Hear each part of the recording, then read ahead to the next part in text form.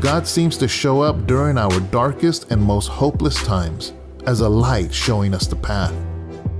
In actuality, God has always been there. We just weren't looking. That brings us to my story. I didn't find God in a church or a parking lot revival. I found him in solitary confinement, a place more commonly known as the hole. The phrase "found God" isn't actually correct. However, because to find God implies that God was lost. It's us, sinners, who are the lost sheep. So the correct term should be, He found me. After years of running and hiding from him, I slammed right into him in prison. It was evening time in his hell on earth, tucked inside the massive compound. The jail was surrounded by fences and razor-sharp barbed wire. I was beyond several steel doors and the general population pods, deep inside the building through the long, silent corridors.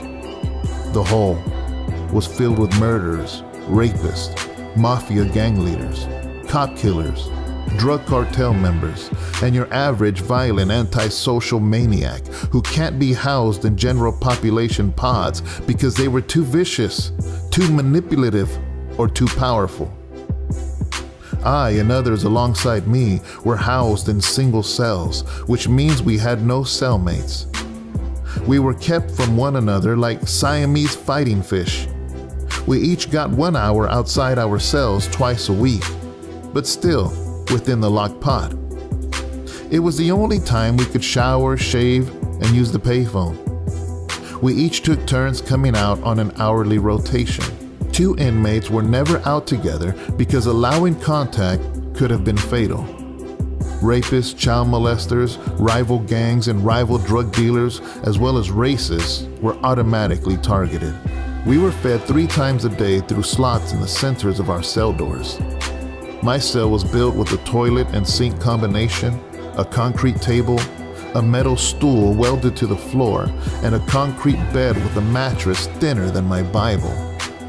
I had a limited view of the outside through a narrow piece of 5-inch glass. I seldom looked outside since my view was composed of a large fence, barbed wire, and sky. Through a control booth, officers monitored 6 different pods built into a circle around them. This monitoring system wasn't always successful, however, with so many pods and inmates to watch.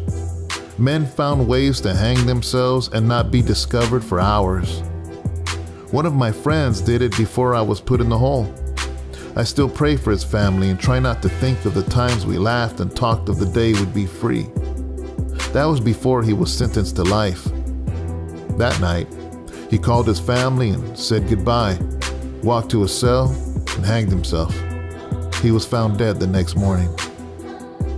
I am in no way encouraging suicide, but I can see how dark and twisted a mind can become in a place like the hole, where hope means nothing and the sane can quickly go insane. It is the belly of the beast, the gates of hell itself. Without God, there's no chance against Satan. This is Satan's playground, his games, his rules, and he plays for keeps.